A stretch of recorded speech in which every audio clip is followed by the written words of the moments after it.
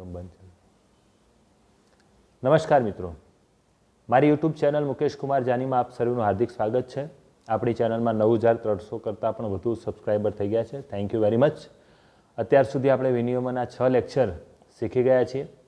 માધ્યમિક શિક્ષણ વિનિયમ 1974 છે એ HBATની પરીક્ષા માટે પેપર 2નો સૌથી મહત્ત્વનો મુદ્દો છે અને 6 લેક્ચર પૂરા કર્યા છે અને આજે આપણે 7મું લેક્ચર સ્ટાર્ટ કરવા જઈ રહ્યા છીએ.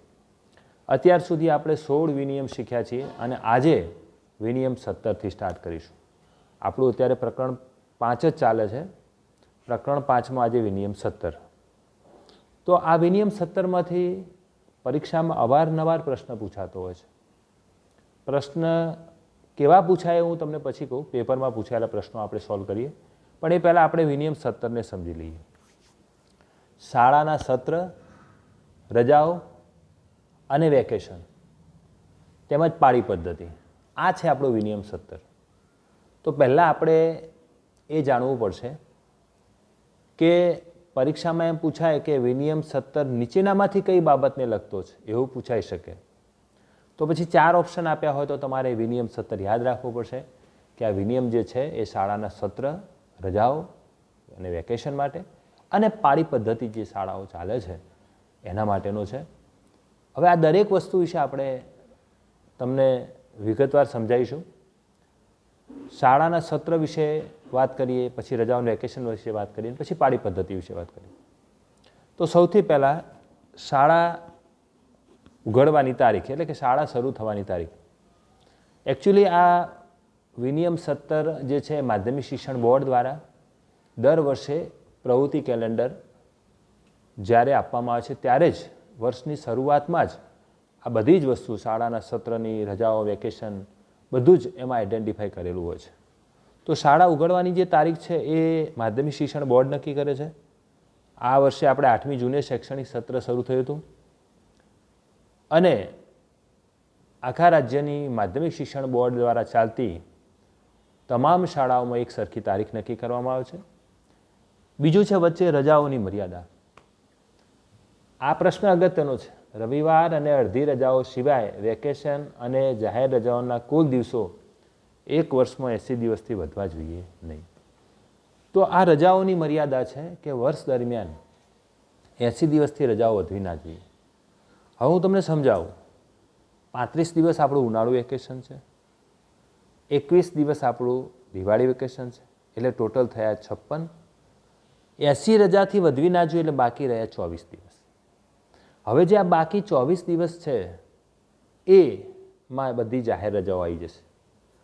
આ વર્ષે જાહેર રજાઓ ઘણી વખતે કેવું કે જાહેર રજાઓ બધી રવિવારે આવી જતી હોય એટલે જાહેર રજાઓનું પ્રમાણ ઘટે. ધારો કે હવે 24 વધી છે, 24માંથી ધારો કે 18 જાહેર રજાઓ ચાલુ દિવસે આવે છે, તો આપણે 80 દિવસ રજાઓના પૂરા કરવા માટે 18 જ જાહેર રજાઓ ચાલુ દિવસે આવી છે. બાકીના 6 દિવસ શાળા સ્થાનિક રજા આવી શકે છે.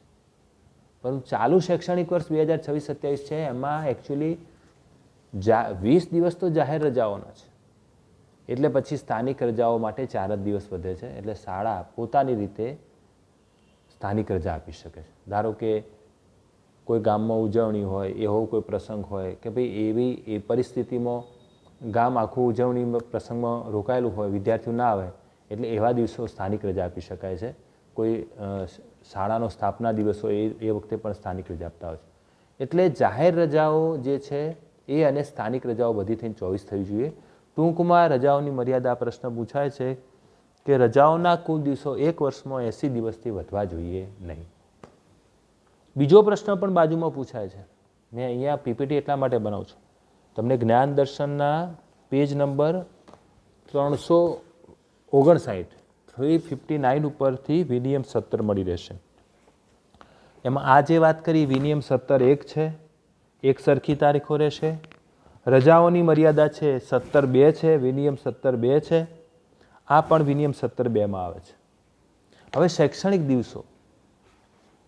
શાળાએ શૈક્ષણિક વર્ષમાં ઓછામાં ઓછો 240 દિવસ શિક્ષણ આપવું જોઈએ, જેમાંથી 190 દિવસ આખા દિવસના હોય છે. આખા દિવસ એટલે સોમવારથી શુક્રવાર, શનિવાર અડધો દિવસ. જો આપણી જે શાળાઓ છે એમાં બધા જ શનિવાર ચાલુ હોય છે, પણ એ શનિવાર અડધા અડધા દિવસ તરીકે ભરવામાં આવે છે. જ્યારે સરકારી કચેરીઓમાં પહેલો ને ત્રીજો શનિવાર ભરવાનો હોય છે અને બીજો ને ચોથો શનિવાર રજા હોય છે. એમને મહિનામાં 4 શનિવારમાં 2 જ શનિવાર ભરવાનો હોય. પણ ઘણી વખતે એવા માસ, ઓગસ્ટ માસ આવ્યો ધારો કે, તો એમ 31 દિવસ હોય તો 5 શનિવાર આવતા, તો પહેલો ને ત્રીજો ને પાંચમો ચાલુ હોય, બીજો ને ચોથો રજા હોય. પણ એમને એ શનિવાર આખા ભરવાના હોય છે, જ્યારે આપણે બધા જ શનિવાર અડધા અડધા દિવસના હોય છે. એટલે 190 દિવસ આખા અને બાકી રહ્યા 50 એ આપણા અડધા દિવસ હશે, એટલે કે શનિવારના દિવસો હશે. તો આ પણ યાદ રાખજો. શાળાએ શૈક્ષણિક વર્ષમાં ઓછામાં ઓછા 240 દિવસ શિક્ષણ આપવું જોઈએ, જેમાંથી 190 દિવસ આખા દિવસના હોવા જોઈએ. બીજી સ્લાઇડ ઉપર જઈએ.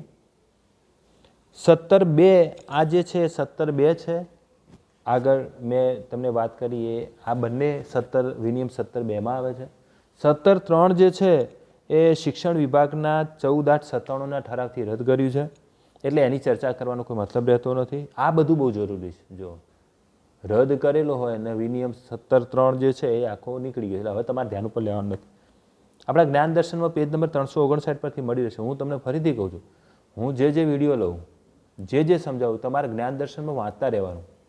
વિડીયોની સાથે સાથે એની અંદર અંડરલાઇન કરતા રહે. મેં કીધું ભાઈ આ અગત્યનું છે, તમારે આ વસ્તુ હાઇલાઇટ કરી દેવાની, કારણ કે આ પ્રશ્ન પરીક્ષા પૂછાશે. ચોથા નંબર વિનિયમ 17(4) જોઈએ, ખૂબ જ અગત્યનું. શાળાના કામકાજના કલાકો અને પાળી પદ્ધતિ. મૂંઝવણ અને માર્ગદર્શનમાં અઠવાડિયે 10 દિવસે આ એક પ્રશ્ન આવે છે કે સાહેબ અમારી શાળા સવારે ચાલે છે ને બપોરે ચાલે છે ને કેટલા કલાક. હું આખી આ વિનિયમ 17(4)ની સ્પષ્ટતા કરી દઉં. વિનિયમ 17(4) શાળાના કામકાજના કલાકો અને પાળી પદ્ધતિ. દૈનિક સમય સામાન્ય રીતે શાળા દિવસના 6 કલાક ચાલશે. આમ તો કમિશનરી લેટર બી કલર છે ભાઈ શાળા છે ને 11 થી 5 ચાલવી જોઈએ. 11 થી 5 ચાલવી જોઈએ, એમાં 1 કલાક રિસેસ ને 5 કલાક શૈક્ષણિક કાર્યના હોય. અઠવાડિયામાં 5 દિવસ 5 કલાક અને 1 દિવસ ટૂંકો સમય આપીને કુલ 27 કલાક શિક્ષણ આપવું જોઈએ. તો આ તમારે 27 કલાક યાદ રાખવાનું છે. અઠવાડિયામાં કેટલા કલાક શિક્ષણ મળવું જોઈએ. હવે તમે સવારની ચલાવો, બપોરની ચલાવો, 2 પાળીમાં ચલાવો, પણ બાળકને 27 કલાક શિક્ષણ મળવું જોઈએ. હું તમને એક સરસ મજાનું ઉદાહરણ આપું. આમાં જેટલા વ્યવહારિક ઉદાહરણો છે ને તમે મજા આવશે. હું અહીંયા ટીજેમાંથી 2006 થી 2019માં 13 વર્ષ પ્રિન્સિપાલ રહ્યો. પછી 2019માં હું ગાંધીનગર ગયો, મારા વાઇફની બદલી બોર્ડમાંથી. હું ત્યાં ગયો તો ત્યાં સ્કૂલ 7:30 થી 12 વાગ્યા સુધી ચાલતી, કારણ કે પેલું પ્રાથમિક શરૂ થઈ જતું, પ્રાથમિક આવે 12:15, એટલે 12 વાગે છોડી દેતા. મેં જે જોયું 7:30 થી 12, તો 4.5 કલાક જ થયા ને, એમાં અડધો કલાક રિસેસ, તો 4 કલાક જ શૈક્ષણિક કાર્ય થયું. મેં તરત ટ્રસ્ટમાં અમારા ચેરમેન સાહેબ હતા, એમને ધ્યાન દોર્યું. મેં સાહેબ આ તો 4 કલાક જ શાળા ચાલે છે, આ રીતે તો ન ચલાવે, આપણે 5 કલાક તો ઓછામાં ઓછી ચાલવી જોઈએ. પાળી પદ્ધતિ હોય તો શું થઈ ગયું. સાહેબની પરમિશન લીધી, પ્રાથમિકના આચાર્યને બોલાયા. પંકજભાઈને કીધું, પંકજભાઈ યાર મારે 5 કલાક તો શાળા ચલાવવી પડશે. 7:20 થી 12:40નો સમય કર્યો અને વચ્ચે 20 મિનિટ રિસેસ રાખી. 5 કલાકનું શિક્ષણ કાર્ય થઈ ગયું. 7:20 થી 12:40. કમિશનરને એક એવો લેટર છે કે 7:30 પહેલાં શાળાઓ ન ચલાવી. શિયાળામાં આવા બધી ઘટનાઓ બની હતી અમુક જિલ્લાઓમાં, એના કારણે 7:30 શું શિયાળામાં અંધારું હોય એટલે એમ કે ખોટી ઘટનાઓ બની. પણ 7:20 જે છે, 7:20 થી 12:40નો સમય રાખેલો, જે 20 મિનિટ વધારાની હતી એને મેં રિસેસમાં કર્યું. પણ શિક્ષણ કાર્ય 5 કલાકનું કંપન કર્યું. અને પ્રાથમિક જે હતું એમને કહ્યું કે ભાઈ તમે એકાદ પિરિયડ પ્રાર્થના પછી એકાદ પિરિયડ જે છે ઉપરના ત્રીજા માળે શિફ્ટ 6, 7, 8 શિફ્ટ કરો, 1 થી 5 વાળાને તમે કોમન પિરિયડ લઈ લો, અને એ રીતે પછી મારું છૂટે પછી એમની એન્ટર થાય. તો પાળી પદ્ધતિ જે છે, પાળી પદ્ધતિથી ચાલતી શાળાઓમાં પણ શિક્ષણ કાર્ય તો 27 કલાક આપવાનું રહે છે.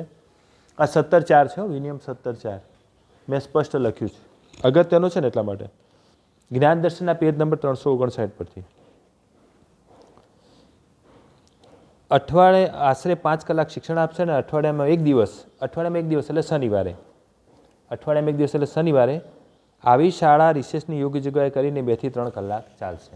એટલે શનિવારે આપણે 2 થી 3 કલાક ચલાવવાની છે. એવી રીતે અઠવાડિયામાં વધુ મળીને 27 કલાક સુધીનું શિક્ષણ આપવામાં આવશે. હવે વિનિયમ 17(5) શું છે? પાળી પદ્ધતિ.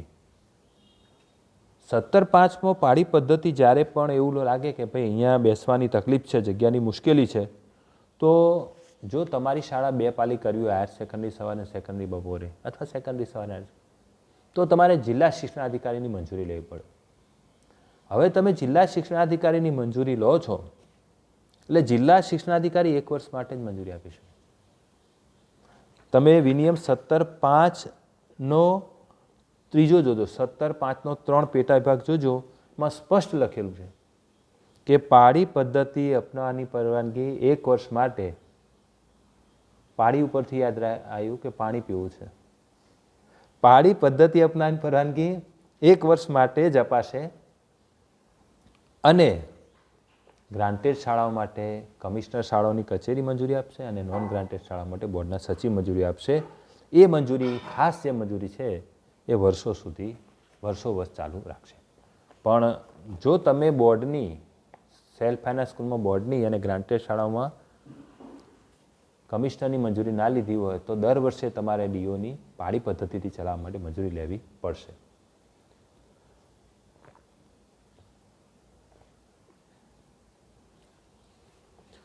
તો આ છે 17.5, વિનિયમ 17.5નો 3જા નંબરનો ટોપિક, બરાબર. હવે 17.5, વિનિયમ 17.5નો પેટા 5માં સ્પષ્ટ લખેલું છે કે આ શાળાઓએ દર અઠવાડિયે આપવાના શિક્ષણના કલાક પાળી ન ચલાવતી શાળા જેટલા, એટલે કે દર અઠવાડિયે 27 કલાક રહેશે, સ્પષ્ટ લખેલું. એટલે તમે પાળી પદ્ધતિ ચલાવો તો એવું નથી કે ભાઈ 4-4 કલાક ચલાવે શાળા, તમે એડજસ્ટ કરવાનું, બરાબર. હવે 2 પદ્ધતિમાં ચલાવો પણ વિદ્યાર્થીને અઠવાડિયાના 27 કલાક શિક્ષણ મળવું જોઈએ.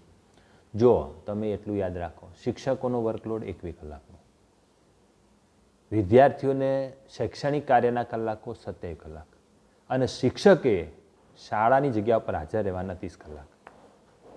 સાહેબ, તો 27 કલાક જ બાળકોને શિક્ષણ મળે છે, તો 30 કલાક શાળાની જગ્યામાં હાજર રહેવાનું છે. શાળાકીય સહઅભ્યાસી પ્રવૃત્તિમાં, બીજી ઇતર પ્રવૃત્તિમાં, શાળાના વિકાસ માટે બાકીના 3 કલાક શાળાની જગ્યા પર. ઘણા શું છે રિસેસમાં કે અમારે સાહેબ રિસેસમાં ના રહેવાનું.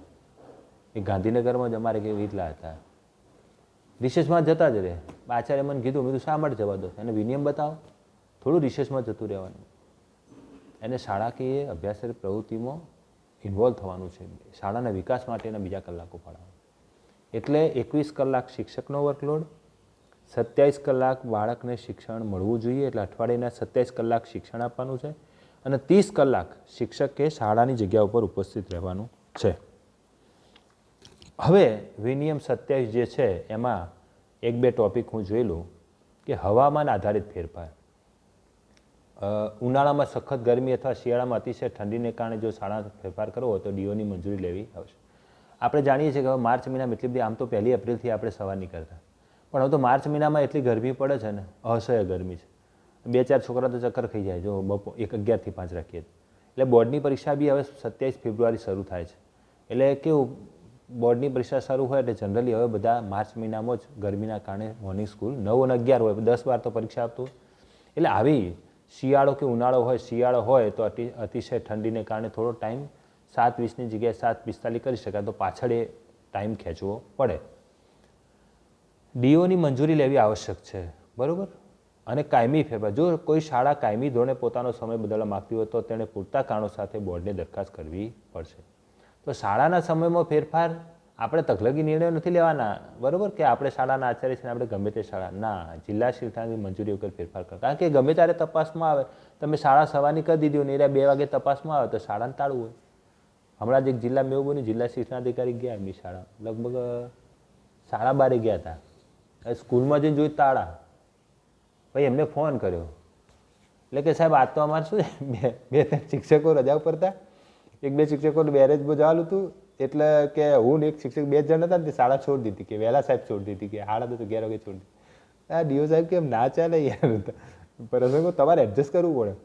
50%થી વધુ સ્ટાફને રજા ના આપવાની હોય. આવી રીતે તમે શાળા છોડી દો થોડું. અમે તો કે 12:15 તમારા સ્કૂલના ગેટ આગળ, ગેટને તાળું મારે, બરાબર. બીજા દિવસે સાહેબે બોલાયા, ટ્રસ્ટીઓને બોલાયા, આચાર્યને બોલાયા કે આ રીતે થોડી શાળા ચાલે, કે તમારે ટાઈમ 11 થી 5નો છે ને તમે ગમે ત્યારે સવારની કદો અમને જાણ કરતા નથી. અને જિલ્લા શિક્ષણાધિકારી એ વખતે કંઈક મંત્રી સાહેબ એ રૂટ ઉપર જવાના હતા એટલે અચાનક ત્યાં પહોંચ્યા.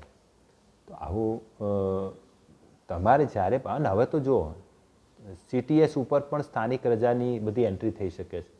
તમારે કોઈ દિવસ સ્થાનિક રજા આપી હોય તો તમે સ્થાનિક રજા બી એમાં એનરોલ કરી શકો. ભાઈ અમે આ 4 દિવસ ખબર જો ગામમાં ઉજવણી કઈ તારીખે થાય છે તો એ રજા તમે એડજસ્ટ કરો CTS પોર્ટલ ઉપર. અને તમે સ્થાનિક રજા રાખવા માગતા હોય, જો સંઘ દ્વારા હોય તો સંઘ આપી દે છે કે ભાઈ આટલી સ્થાનિક રજા છે. બાકી જો તમે તમારી શાળાની પોતાની સ્થાનિક રજા ગોઠવવા માગતા હો તો તમારે જિલ્લા શિક્ષણાધિકારીને જાણ કરવી પડે. કારણ કે ગમે ત્યારે શાળામાં તપાસ દરમિયાન 365માંથી ગમે તે દિવસે આવી શકે છે. આકસ્મિક રજાઓની કટોકટી. હવે આ તો હમણાંનું જ ઉદાહરણ છે. શાળાના બડા વર્ષ દરમિયાન બોર્ડ દ્વારા નક્કી કરેલી મર્યાદામાં રહીને સ્થાનિક રજાઓ જાહેર કરી શકે છે. મેં ના કીધું કે આ વર્ષે 4 જ સ્થાનિક રજા છે. કારણ કે બધી જાહેર રજાઓ ચાલુ દિવસે છે અને 80થી રજા વધવી જોઈએ નહીં. 80થી રજા વધે તો પછી કાર્ય દિવસો ઘટે અને કાર્ય દિવસો ઘટવા ના જોઈએ.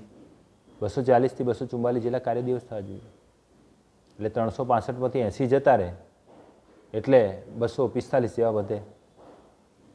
તો શાળાના વડા વર્ષ દરમિયાન સ્થાનિક રજાઓ જાહેર કરી શકે છે. કટોકટીના સંજોગો. હમણાં જ તમે જોયો કે વરસાદની આગાહીને કારણે ઘણા જિલ્લાઓમાં વહીવટીતંત્ર દ્વારા રજા આપવામાં આવી. તો ઘણાના ફોન આવ્યા હતા કે સાહેબ શું કરવાનું. મેં તો જો વહીવટીતંત્ર દ્વારા રજા આપવામાં આવી છે, વિદ્યાર્થીઓને શાળાએ બોલાયા નથી, પણ જો તમે વિદ્યાર્થીઓની હાજરી નહીં પૂરો તો પાછા નમો લક્ષ્મીમાં એની હાજરીની ટકાવારી ઘટશે. કારણ કે આપણે વિદ્યાર્થીઓને રજા આપી સ્થાનિક વહીવટતંત્રએ કે ભાઈ તમારે આવી પરિસ્થિતિ કારણે આવવા નથી. એટલે ત્યાં રજિસ્ટરમાં મેં અમને કીધું છે કે એ ના લખો પી એ ના લખો, એબસન્ટ નહીં લખવાનું, કારણ કે ગેરહાજર નથી. આપણે રજા આપી છે કે ભાઈ નથી આવવાનું વહીવટીતંત્ર.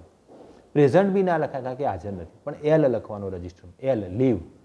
પછી લીવમાં રજિસ્ટર નીચે કારણ લખવાનું કે ભાઈ વહીવટીતંત્ર દ્વારા આ વરસાદની અતિશય ભારે વરસાદની આગાહીને કારણે રજા આપવામાં આવેલ છે, સ્થાનિક રજા આપવામાં આવેલ છે.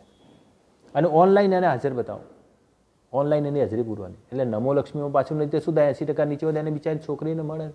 હવે આ મહિનામાં તો 4 વખત સ્થાનિક વહીવટીતંત્રે રજા લીધી જુલાઈમાં. હવે 4 દિવસો જતા રહે બિચારા, એટલે સીધી ટકાવારી જોઈએ અને એ પાછી 2-4 દિવસ ગેરહાજર રહી હોય તો શિષ્યવૃત્તિથી વંચિત રહે. એટલે આવા જે કટોકટીના સંજોગો છે, જેમાં શાળા બંધ રાખવાની રહેશે, કુદરતી આફત, રોગચાળો અથવા જાહેર શાંતિના જોખમ સમયે સરકાર કે કલેક્ટરના આદેશ મુજબ શાળા બંધ રાખવાની રહેશે. આવા કિસ્સામાં ગુમાવેલા શૈક્ષણિક દિવસોની પૂર્તિ અન્ય રજાઓના દિવસે કામ કરીને કરવાની રહેશે. મેં શું કર્યું જુઓ, મારા ત્યાં રજાઓ આપી હતી તો મેં શનિવારે 5 પિરિયડ હતા એના 8 પિરિયડ, 3 પિરિયડ એડજસ્ટ કરી. આખર તારીખે જે છોડવાનું હતું એની જગ્યાએ 2 પિરિયડ લઈ લીધા કે ભાઈ આપણે છેલ્લા 2 પિરિયડ છોડી છે એ પણ લઈ લો. આમ તો છોડવાની એવી જોગવાઈ જ નથી. શનિવારે 8 પિરિયડ કરી શકાય. ઘણી શાળાઓએ મને ફોન કર્યો આ 15મી ઓગસ્ટે સાહેબ ઝંડો ફરકાઈને બધા જ છોકરા આવવાના જ છે તો પછી એ દિવસે શૈક્ષણિક કાર્ય કરીએ ચાલે? ચાલે ને બિલકુલ. આમે 15મી ઓગસ્ટે બોલાયા છે, એને કાર્ય દિવસ તરીકે બોલાવી દો ને ભણાવી દો, ભણાવી શકાય. બરાબર. કાર્યક્રમો ના હોય તમારે અડધો કલાકમાં કાર્યક્રમ પતી જતો હોય તો એ રીતે એડજસ્ટ કરી શકાય. ટૂંકમાં આપણે એમના ગુમાવેલા રજાઓના દિવસો જે છે એ તમારે પૂર્ણ કરવાના છે. અને ઘણા જિલ્લાના ડીઓ લેટર પણ કરી દીધો છે કે આ આટલા દિવસોની ઘટ છે એ રવિવારે પૂર્તિ કરે. અને સરકારીમાં તો એવું હોય છે, સરકારી કચેરીમાં તો કેવું હોય, આવી કંઈ રજા આપી હોય ને તો એ લોકો પછી નેક્સ્ટ શનિવાર જે બીજો ને ચોથો શનિવાર રજા હોય છે એમાં બોલાવી અને દિવસો સરભર કરતા હોય છે. તો કટોકટીના સંજોગોની વાત કરી. શિક્ષકોનો કાર્યભાર અને જવાબદારીઓ. તો આ જે છે એ મેં તમને વાત કરી કે દરેક શિક્ષકે અઠવાડિયામાં લઘુત્તમ શૈક્ષણિક કાર્યભાર પૂર્ણ કરવાનો રહેશે અને આ કાર્યભાર છે 21 કલાકનો. 21 કલાકનો દરેકનો કાર્યભાર થવો જોઈએ. હવે જો હું તમને 2 ઠરાવો વિશે પણ કહેવા માગું છું. સળંગ એકમના વહીવટી દર્શન 5માં પેજ નંબર 54 ઉપર છે. પેજ નંબર 54 ઉપર એ પેજ નંબર 54 ઉપર છે ને મેં 2 ઠરાવ મૂકેલા છે.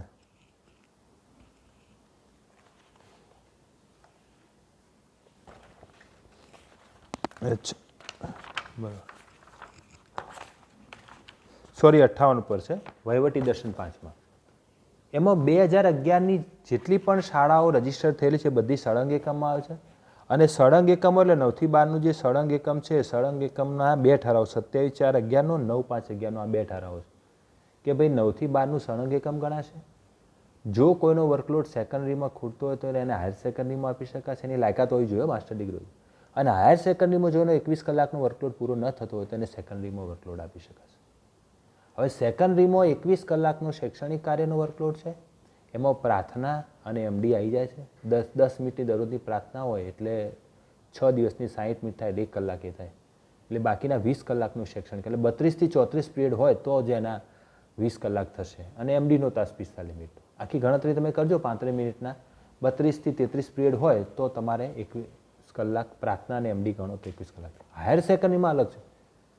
હાયર સેકન્ડરીમાં 3 કલાક સ્વાધ્યાય કાર્યના ફાળવેલા છે અને 18 કલાકનું શૈક્ષણિક કાર્ય છે. 18 કલાકમાં પ્રાર્થના અને એમડી કાઢો એટલે એમને 24 થી 26 પીરિયડ થાય. એટલે 35 મિનિટના પીરિયડ હોય તો 26 પીરિયડ લે ને ત્યારે એમને 21 કલાકનો વર્કલોડ થાય. પણ સેકન્ડરી અને હાયર સેકન્ડરી બંનેને 21 કલાકનો વર્કલોડ કરવાનો છે. હમણાં ગઈકાલે જ એક પ્રશ્ન આવ્યો અને મેં મૂંઝવણ અને માર્ગદર્શનનો જવાબ પણ આપ્યો. એક શાળા હતી, એ સેલ્ફ ફાઇનાન્સમાંથી ગ્રાન્ટેડ કરી મંજૂરી આપી અને એ વખતે મહેકમ 6નું હતું, એક વર્ગ હતો ને 6નું મહેકમ હતું. મેં કીધું ના ચાલે ભાઈ, એક વર્ગનો 11 સામાન્ય પ્રવાહનું હતો, 5 મહેકમો પૂરું થઈ જાય. એક શિક્ષક ઓવર સેટઅપમાં છે. હવે શિક્ષક ઓવર સેટઅપમાં છે એટલે શું થાય, ગ્રાન્ટ તો અમાન્ય થાય જ વર્ગ, પણ પગાર અમાન્ય કરે ને પગાર અમને એનો ₹1,00,000 પગાર હતો, 12 મહિનામાં 12 લાખ થાય ને એ 5 વર્ષ તો 12 × 60 લાખ. 1-2 જિલ્લામાં તો આવી પગાર અમાન્ય કર્યા ને તે સંચાલક મંડળે શાળાઓ બંધ કરી દીધી. એટલે ઓવર સેટઅપમાં કર્મચારી ના રહે, ખાસ જોવાનું છે. 21 કલાકનો વર્કલોડ થવો જોઈએ વિષય વિભાજન કરીને જે રીતે પણ. એટલે ઘણી વખતે એવું હોય કે વર્ગ ઘટ્યો હોય ને તો શિક્ષકો 1-2 વધારે હોય ને તો બધાને ઓછા પીરિયડ આવે એટલે બધાને મજા આવે. આચાર્યને પીરિયડ ના લાવે, શિક્ષકોને ઓછા પીરિયડ એટલે બહુ મજા કરે બધા. પણ પછી જ્યારે ખબર પડે 1-2 વર્ષ પછી અને કમિશનરના ઓડિટ થાય, એજીના ઓડિટ થાય ત્યારે ખબર પડે કે ભાઈ આ તો મહેકમ કરતાં વધુ રાખેલા. અત્યારે 2008-9 થી 2023 સુધીના મેં પોતે હમણાં કમિશનરમાં જઈને મારી 5 વર્ષના જે ઓડિટ બાકી હતા મેં રૂબરૂ જઈને કરાયા. 12-13નું 16-17ના બાકી હતા, મેં જઈને કરાયું. તો એ 8, 9, 10ની સંખ્યા 48, 44, 50 હતી તો એ 2-2 વર્ગો રાખેલા. હવે સંખ્યા જ 1-1 વર્ગની હતી તો 2-2 વર્ગો રાખેલા. એટલે પછી શું કર્યું એમને, એની જે ગ્રાન્ટ હતી અમારે કરી. મેં કીધું કાયદેસર વાત છે સાહેબ, સંખ્યા 2-2 વર્ગ બોલતા હતા, 9માના 2, 10માના 2 ને 8માના 2, અને સંખ્યા 8માની 2 વર્ગની 48 ને 9માની 49 ને 10માની 45 ને, હવે એ 1-1 વર્ગની જ સંખ્યા હતી અને ચાલુ રાખે. મેં કીધું ના સાહેબ કાપી દો ગ્રાન્ટ, સવાલ જ નથી. તો ગયા વર્ષે મારી જે ગ્રાન્ટ આવી એમાંથી કાપી દીધા. મેં કીધું વ્યવહારિક છે, મંડળને કહી દીધું કે ભાઈ તમારી સંખ્યા 1-1 વર્ગની હતી, તમે 2-2 વર્ગો રાખ્યા હતા, શિક્ષકો આટલા બધા હતા, આ તો સારું પગાર અમાન્ય ના કર્યો. નહીંતર ઓવર સેટઅપના બધા શિક્ષકોના પગાર અમાન્ય કરે તો મંડળ ઊભું થઈ જાય. મેં કીધું 50 કરોડ જેવા ભરવાના થતા હતા, પણ ખાલી એમને ગ્રાન્ટ કાપ, વર્ગ આધારિત ગ્રાન્ટ હતી એ જ કાપી. તો દરેક શિક્ષકે અઠવાડિયામાં લઘુત્તમ શૈક્ષણિક કાર્યભાર પૂર્ણ કરવાનો છે, 21 કલાકનું છે. અને બાળકને અઠવાડિયામાં ઓછામાં ઓછા 27 શૈક્ષણિક કલાકો આપવાના છે. તૈયારીનો સમય, શૈક્ષણિક કલાકો ઉપરાંત શિક્ષકોએ લેસન પ્લાનિંગ અને પેપર ચેકિંગ માટે શાળામાં વધારાનો સમય આપવાનો છે. મેં ના કીધું 30 કલાક સુધી શાળાની જગ્યા પર હાજર રહેવાનું છે, એટલે બાકીના સમયમાં આ બધું કામ કરવાનું છે. અન્ય વહીવટી ફરજો, શિક્ષકોએ માત્ર વર્ગખંડ શિક્ષણ નહીં પરંતુ પરીક્ષા સંચાલન, સહઅભ્યાસિક પ્રવૃત્તિઓ અને શાળાના વહીવટમાં આચાર્યશ્રીને મદદ કરવાની રહેશે. આમાં સ્પષ્ટ લખેલું છે, બરાબર, તમે વિનિયમો સ્પષ્ટ જોજો. એમાં શિક્ષકોની ફરજોમાં છે છેલ્લી એક લીટીમાં લખ્યું જ છે કે ભાઈ આચાર્ય દ્વારા સોંપવામાં આવતી દરેક કામગીરી આપણે કરવાની રહેશે. બોર્ડની પરીક્ષા દરમિયાન નિરીક્ષણ અને ઉત્તરવહી મૂલ્યાંકનની કામગીરી ફરજિયાતપણે કરવાની રહેશે, કોઈ ના પાડી શકશે. તો આ હતો વિનિયમ 17. હવે વિનિયમ 17માં મારે એક જ મિનિટ તમને એક ઠરાવ વિશે વાત, 12/9/2022નો ઠરાવ છે, વહીવટી દર્શન 7. વહીવટી દર્શન 7નો પેજ નંબર 194 પર છે.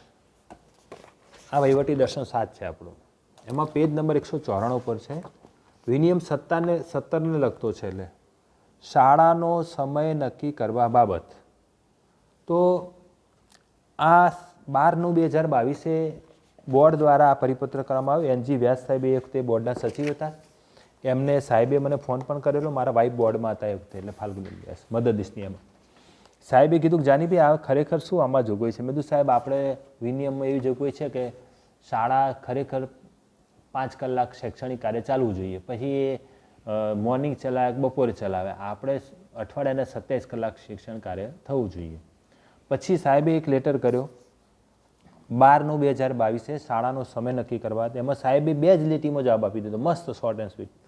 રજિસ્ટર એનજી વ્યાસ સાહેબ બોર્ડના સચિવ, રજિસ્ટર થયેલી શાળા સામાન્ય રીતે 6 કલાક ચાલશે અને લાંબી ટૂંકી રિસેસની યોગ્ય જોગવાઈ કરીને અઠવાડિયાના 5 દિવસ સુધી દરરોજ આશરે 5 કલાક શિક્ષણ આપશે. જે શબ્દો વાત કરી હતી સાહેબે પરફેક્ટ. અને અઠવાડિયાના 1 દિવસ આવી શાળા રિસેસની યોગ્ય જોગવાઈ કરીને 2 થી 3 કલાક ચાલશે. સેમ વિનિયમના શબ્દો ઉઠાવીને જ મૂકી દીધા.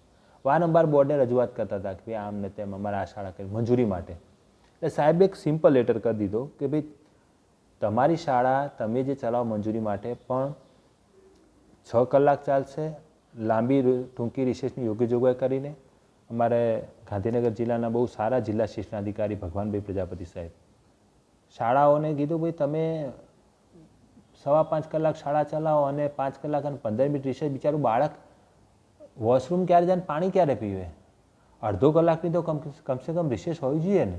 તો તમારે 7:30 થી 1 વાગ્યા સુધી, જો સવારની ચલાવી તો 7:30 થી 1 વાગ્યા સુધી ચલાવવાનું રહેશે. સાહેબે બહુ સરસ વાત કરી હતી કે ભાઈ વાંધો નહીં તમે ચલાવો, પણ કે 5 કલાક તો શૈક્ષણિક કાર્ય મળવું જોઈએ ને, અડધો કલાક તો રિસેસ માટે હોવું જોઈએ ને. સાહેબની વાત બહુ સાચી હતી એમ, બરાબર. એટલે પછી મેં થોડો સમય વધારી અને એ રીતે રિસેસ થોડી વધારી દીધી. તો આ જે છે એ પેજ નંબર 194 પર છે, વહીવટી દર્શન 7ના શાળાનો સમય નક્કી કરવા બાબત. અને અઠવાડિયાનો 1 દિવસ, 5 દિવસ આખા દિવસ 5 કલાક અને અઠવાડિયાનો 1 દિવસ 2 થી 3 કલાક ચાલશે. એમ ટૂંકમાં એમને બધું મળીને 27 કલાક સુધી શિક્ષણ આપવામાં આવશે. હવે હું આના પ્રશ્નો પૂછી દઉં, વિનિયમ 27ના પૂછાયેલા જે પ્રશ્નો છે. ચલો, મારો પહેલો પ્રશ્ન છે. હવે આ લાઈવ નથી એટલે જવાબો તમે નહીં આપી શકો, પરંતુ પહેલો પ્રશ્ન છે. ગુજરાત માધ્યમિક શિક્ષણ વિનિયમો 1974ના વિનિયમ 17માં મુખ્યત્વે કઈ બાબતોની જોગવાઈ છે? મેં નહોતું કીધું પ્રશ્ન પૂછાશે. તો આમાં 4 ઓપ્શન આપ્યા છે. શાળાના સત્રો, રજાઓ, વેકેશન અને પાળી પદ્ધતિ, વિદ્યાર્થીઓની શિસ્ત અને શિક્ષાત્મક પગલાં, શાળા માન્યતા અને નોંધણી રદ કરવાના નિયમો અને શિક્ષકોની લઘુત્તમ શૈક્ષણિક લાયકાત અને ભરતી. બરોબર છે? નથી દેખાતો? વ્હાઇટ છે એના કારણે નથી દેખાતો. કંઈ વાંધો નહીં, હું બોલું તો ખ્યાલ આવી જશે. બિલકુલ નથી દેખાતો? ચલો કોપી કરી દઉં.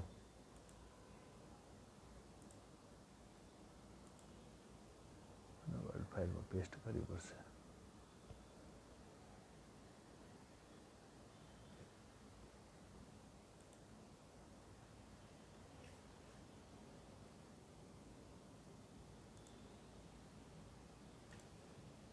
એક જ મિનિટ હો મિત્રો.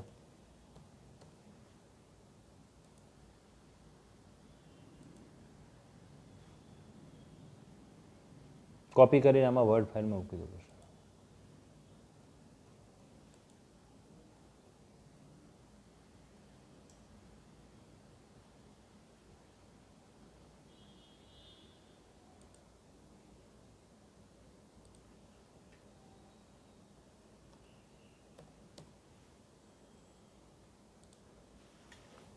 બરાબર, એમાંથી કોપી કરી અને આમાં મૂકી દો એટલે કોપી ફોન્ટ મોટા કરી દે એટલે દેખાશે. પણ વ્હાઇટનો પ્રશ્ન તો રહેશે જ. ચલો ને, એવું છે તો આપણે એ જે પ્રશ્નો છે મિત્રો એ આપણે ડાયરેક્ટ મૌખિક પૂછી લઈએ. બરાબર,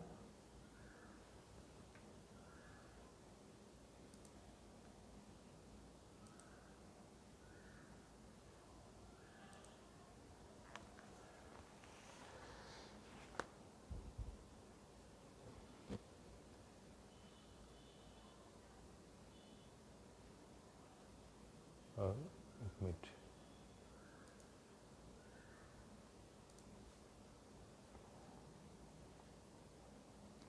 ચલો મિત્રો, આપણો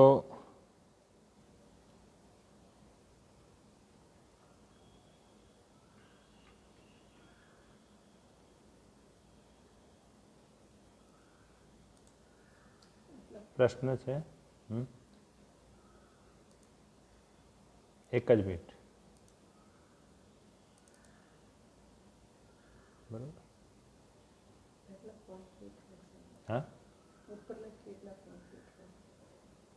એ દેખાય છે?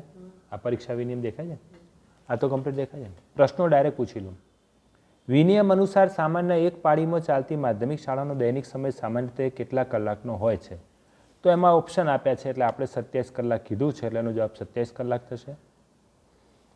ત્રીજો પ્રશ્ન એવો છે, પહેલો પ્રશ્ન બાકી રહી ગયો, એ તો તમને ખબર પડી ગઈ કે વિનિયમ 17માં મુખ્યત્વે કઈ બાબતોની જોગવાઈ છે.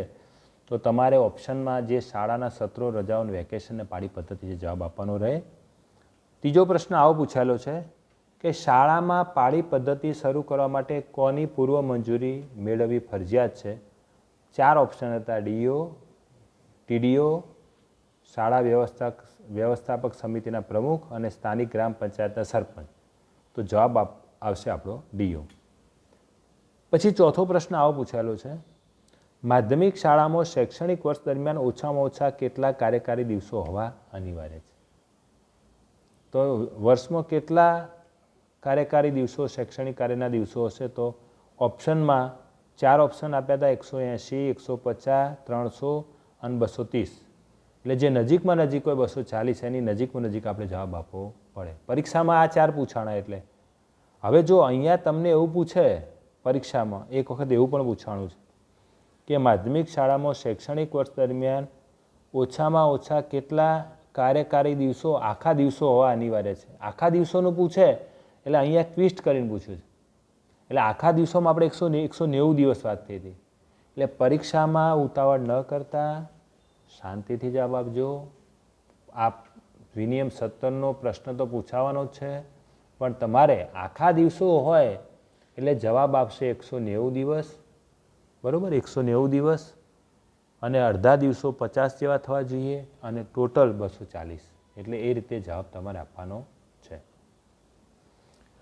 હવે આવે છે વિનિયમ 18. પ્રકરણ 5 જ ચાલુ છે.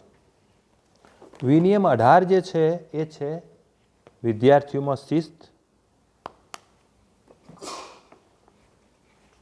શિસ્તનો વિનિયમ છે. આ પણ પરીક્ષામાં પૂછાયેલો પ્રશ્ન છે.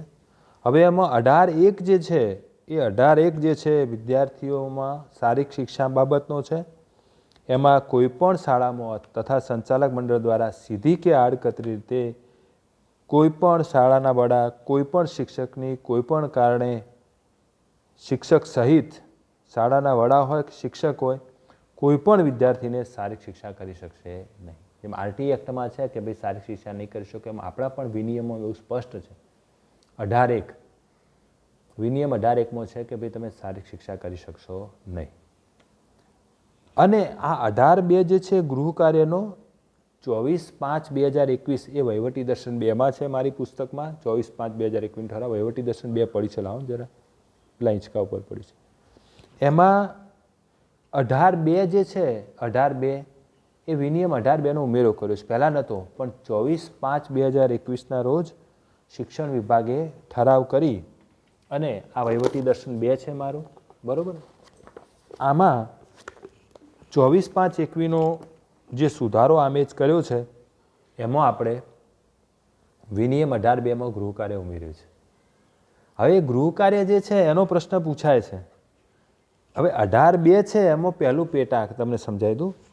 જ્ઞાન દર્શનમાં પેજ નંબર 360 પણ મળી રહેશે. તમારે નીચે ટીક કરતા રહેવાનું, દરેકમાં ટીક કરતા જજો. હું જે આઈએમપી કહું ને, વિનિયમ 17માં મેં પેલા કલાકો આઈએમપી કીધા, પાળી પદ્ધતિ માટે ડીઓની મંજૂરી કીધી, પણ 1 વર્ષ માટે.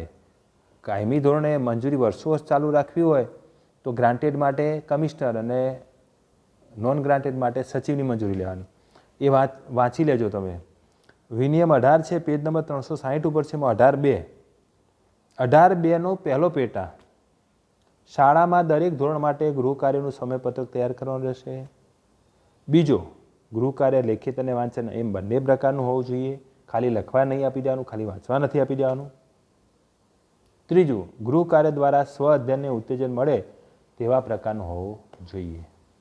ચોથું, ગૃહ કાર્ય 2 કલાકથી વધુ સમયનું હોવું જોઈશે નહીં. જો મેં અહીંયા લખ્યું છે, આ પ્રશ્ન પૂછે કે વિનિયમ 18.2માં બાળકને કેટલા કલાકનું ગૃહ કાર્ય આપી શકાય? તો 2 કલાકથી વધુનું આપવાનું નથી. ઘેર જઈને બિચારો સવાર સુધી લખ કરે એવું ના હોવું. ઘણા શિક્ષકો હોય ને કે ભાઈ આટલું 25 વખત લખી લાવજે. મેં ચેતાકોષની આકૃતિ દોરવા આપી હતી. મેં કીધું ભાઈ કાલે દોરી લાવે ને એને ચેતાકોષની આકૃતિ એક વખત દોરવાની, બીજા દિવસે દોરી લાવે ને 5 વખત, ત્રીજા દિવસે દોરી 10 વખત. બરાબર? તો મને ખબર છે કે નિયંત્રણ અને સંકલન વિજ્ઞાનનો પાઠ છે, એમાં સૌથી અગત્યનો ટોપિક ચેતાકોષ છે ને એની આકૃતિ નામ નિર્દેશવાળી પૂછાય જ છે. તો હું શા માટે રિસ્ક લઉં? પણ પહેલા જ દિવસથી હું 25 વખત આપી દઉં, ભાઈ બધાએ 25 વખત દોરલા અને બિચારું છોકરું 25 વખત 2 કલાક. ગૃહકાર્ય લેખિત અને વાંચન બંને પ્રકારનું હોવું જોઈએ.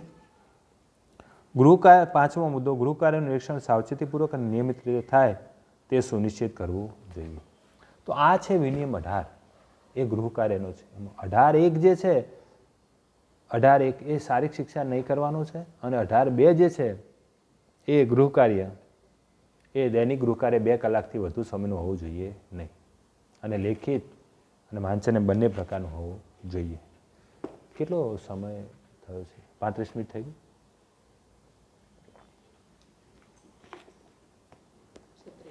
ઓકે મિત્રો, ફરીથી કહું છું, જ્ઞાન દર્શનમાં વિનિયમ 17 અને 18 આજે આપણે 2 ચલાયા. અત્યાર સુધી 18 વિનિયમ વાંચી જજો. ધીરે ધીરે તમને બધા વિનિયમ મોઢે થઈ જશે. અનુક્રમિક આખી મોઢે કરવાની છે. બરાબર?